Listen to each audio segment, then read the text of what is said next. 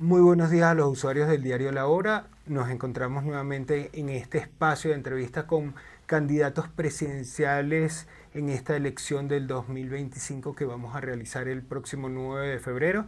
El día de hoy nos acompaña el profesor Jorge Escala, candidato de Unidad Popular, antiguamente MPD.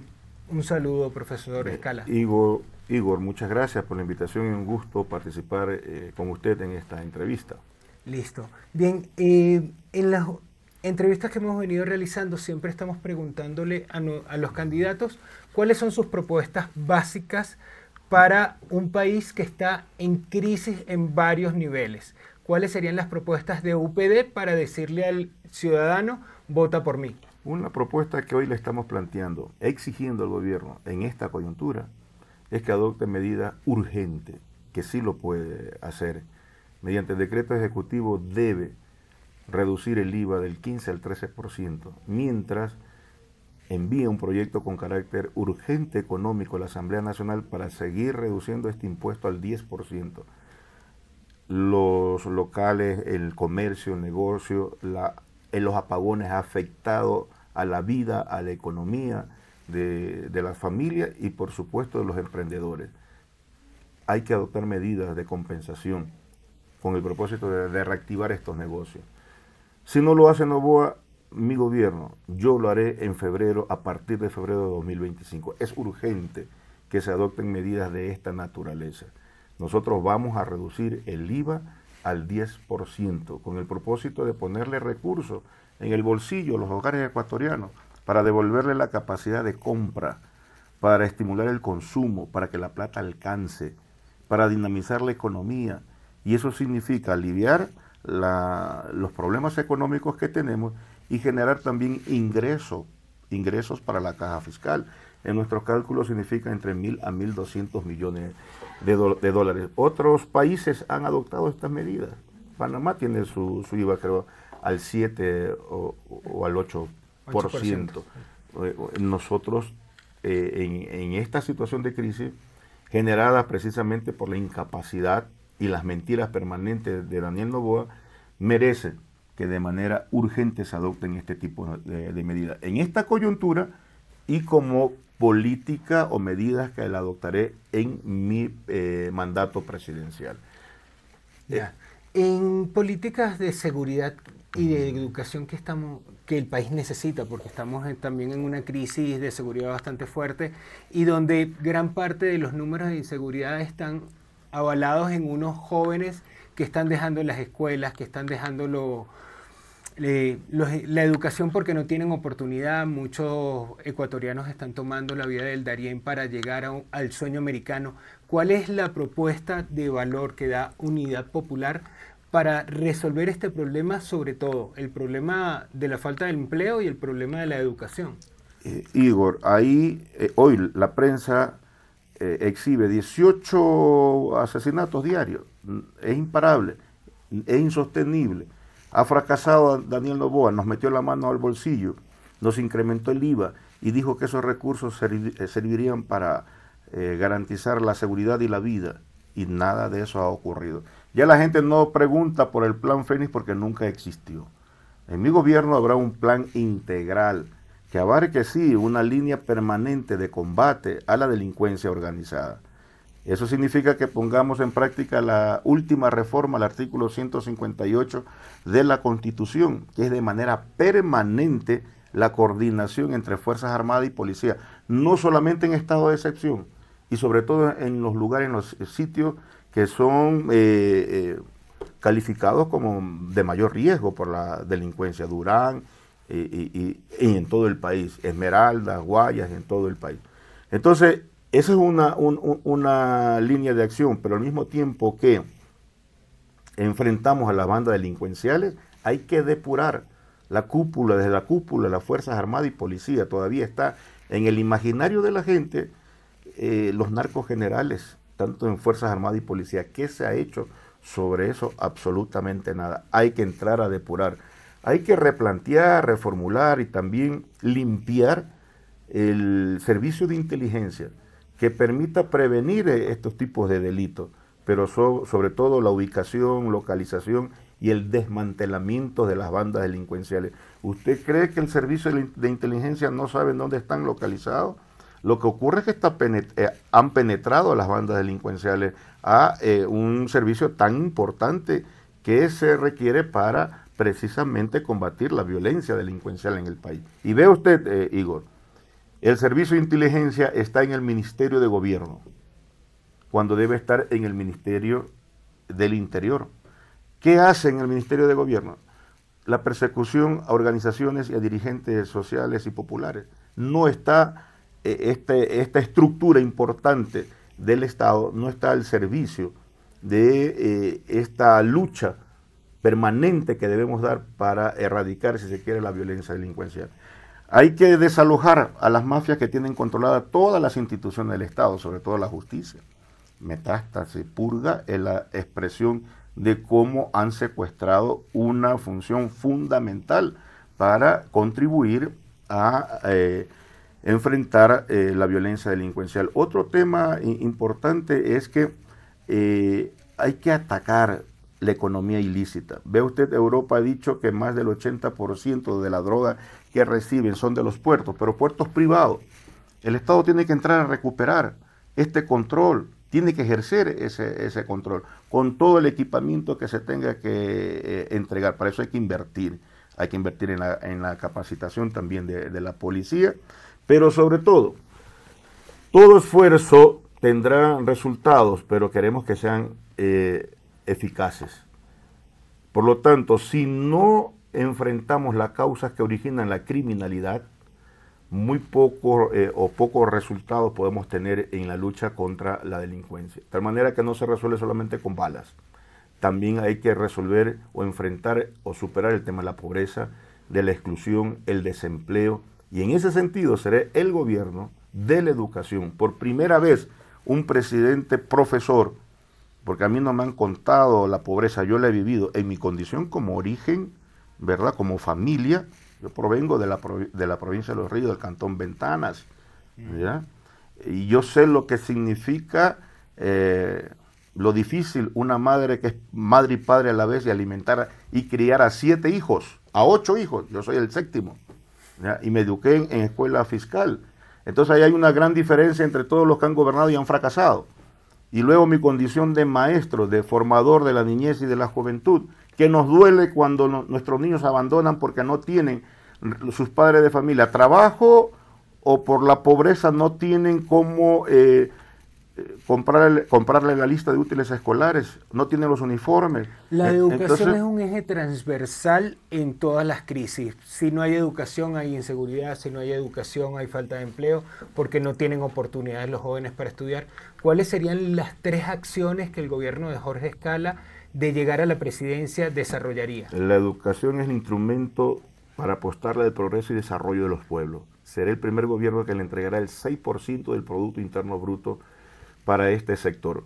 Y eso servirá para implementar de manera inmediata el plan de reinserción escolar. No podemos seguir soportando de que más o alrededor de 300,000 niños y adolescentes sigan al margen del sistema educativo. 70,000 en la costa no retornaron a sus aulas, 50,000 en la sierra hicieron lo mismo, no retornaron.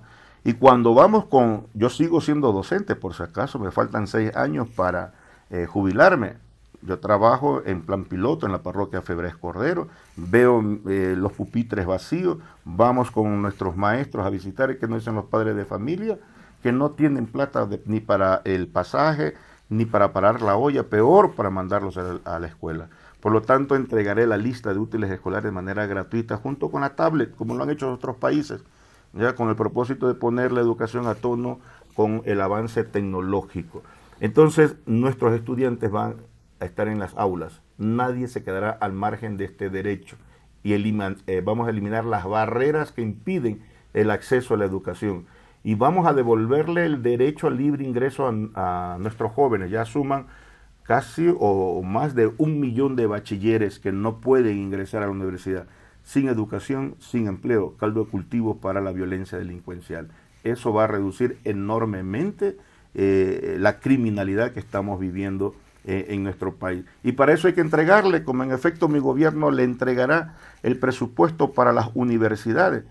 Noboa habla de progreso, de desarrollo, pero le recortó 128 millones de dólares a las universidades. Y el presupuesto completo para las universidades será no solamente para garantizarle el libre ingreso a los bachilleres hijos del pueblo, a la educación superior, será también para la investigación, la ciencia, la tecnología, porque la universidad será la mejor aliada en los proyectos que vamos a implementar desde el gobierno para los sectores sociales y populares. Por ejemplo, para los jóvenes, las mujeres que tienen miedo a emprender porque fracasan a los 3 años, porque no hay la asistencia técnica, la capacitación por parte del Estado. Las universidades tendrán que incorporarse a este tipo de políticas, medidas, para apostarle también a la reactivación económica generando fuentes de trabajo. Entonces vamos a reducir, Igor, la tasa de interés para entregar crédito a largo tiempo y bajo intereses para que los jóvenes no tengan miedo para emprender, puedan sostener sus emprendimientos, ampliar sus negocios, y cuando decimos que amplían su negocio se generan nuevas plazas de trabajo. Por lo tanto, seremos el gobierno del trabajo. Seremos el gobierno que también va a reactivar el agro, porque esto de reducir la tasa de interés también servirá para que nuestros agricultores puedan reactivar la producción, porque están abandonados, quebrados. Mi gobierno no solo que va a mirar al campo, vamos a intervenir en una gran alianza pública comunitaria con el sector agropecuario. ¿Quiénes son los sectores que están ayudando o apoyando a esta visión de nuevo país que ustedes estarían buscando? Bueno, nosotros por principio, por organización, por trayectoria, la gente nos conoce, Igor, que somos luchadores sociales y populares, ¿verdad? Y que siempre tenemos propuestas para enfrentar y dar salida a los problemas. Por eso mi gobierno será el gobierno que resuelva los problemas y las necesidades de la gente. Nos han visto luchando por el derecho a la educación de la niñez y la juventud, defendiendo la soberanía, defendiendo los recursos naturales, defendiendo la seguridad, defendiendo el derecho a la vida. Y para todo siempre hemos generado propuestas.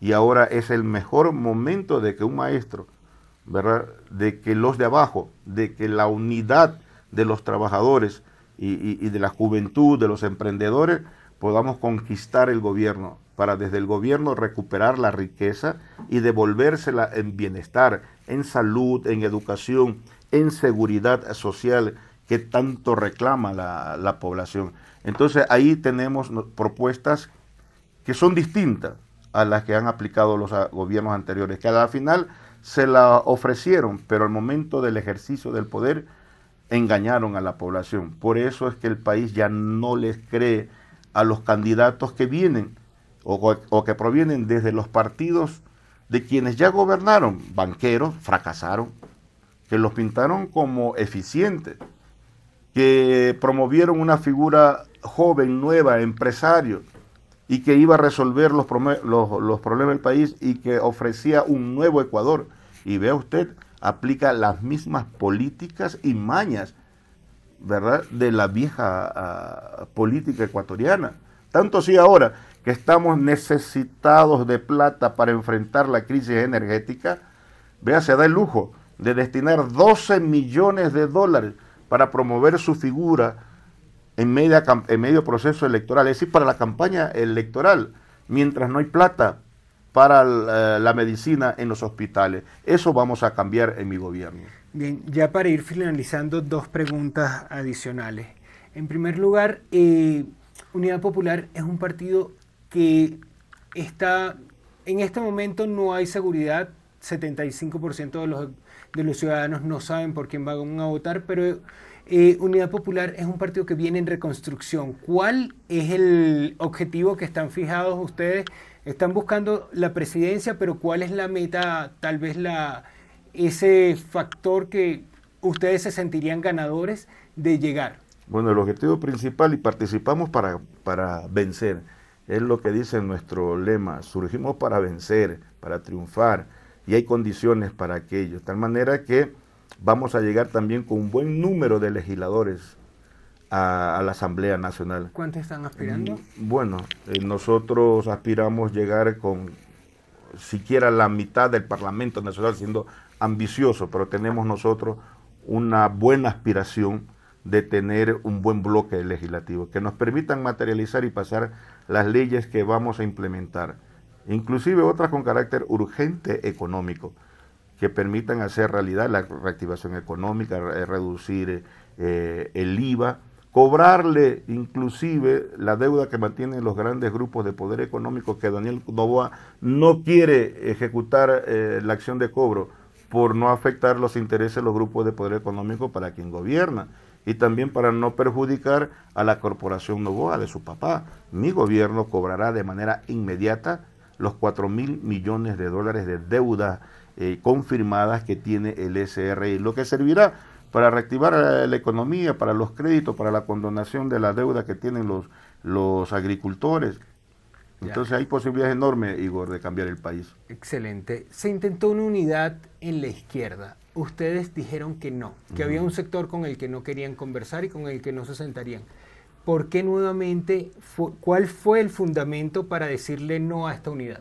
Igor, el lema de unir al pueblo para hacer gobierno está vigente y por lo tanto hemos avanzado bastante.